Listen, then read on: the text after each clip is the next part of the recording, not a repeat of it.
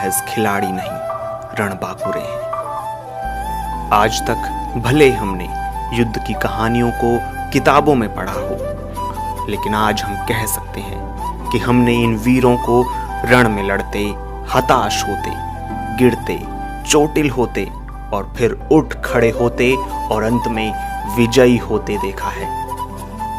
हिंदुस्तान की जमीन से हजारों मील दूर ऑस्ट्रेलिया की धरती पर जैसे बीते 2 महीनों में जीवन का पूरा सार लिख दिया गया। जीवन की वो पटकथा जिसकी शुरुआत में ही 36 रनों का इतिहास का सबसे कम स्कोर देखा गया।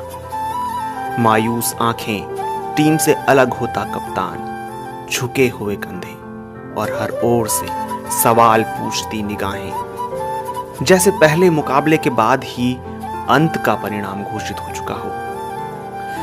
लेकिन जीवन इतना काला सफेद कब रहा है? इसमें तो कई रंग मौजूद हैं। नए कप्तान ने कमान संभाली और निराश हो चुके अपने युवा साथियों के सामने जीवन का वो रंग पेश किया जिसे जीत का रंग कहते हैं। मेलबर्न में मिली जीत जैसे एक आहट थी विपक्षी पाले को सचेत करने के लिए कि इनका कप्तान भले नया हो, पर हौसले वही 2 साल पुरानी जीत जितने ही दृढ़ हैं। इस आहट ने सामने वाले को भी हैरत में डाला और उनकी तरफ से शुरू हुई कुछ और नई चालें, कुछ मैदान के भीतर और कुछ बाहर। उनकी गेंदों ने उछाल मारना शुरू किया और दर्शकों ने अपनी जुबान से वार करना। सिडनी में इस टीम ने इन तमाम लड़ाइयों पर फतह हासिल की। ऐसी फतह जहां कई साथी घायल हुए, दर्द से कराहे, लेकिन एक दूसरे का कंधा न छोड़ा। जीवन के इस पड़ाव ने इन्हें परिपक्वता से भरा, लेकिन फतह और विजयी होने में अभी भी एक फासला था। अंतिम रणभूमि उस गाबा में सजी थी जहां विपक्षी बीते 32 सालों से न हारा था। एक ऐसा अचूक किला जहां वो सबसे मुश्किल दुश्मन को ला खड़ा करता और कहता कि अब दिखाओ अपना हौसला।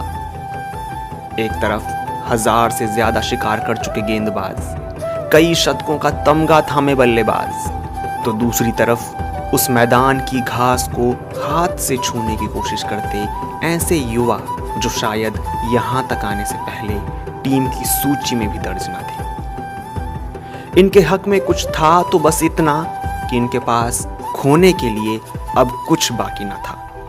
इसी पड़ाव पर पहुंचकर जीवन बेफिक्र हो जाता है जब कुछ खोने का डर ना रहे। ये निडर साथी इसी भाव से गाबा में लड़े, ऐसा लड़े कि अंत आते आते विपक्षी भी उन पर मोहित हो उठे।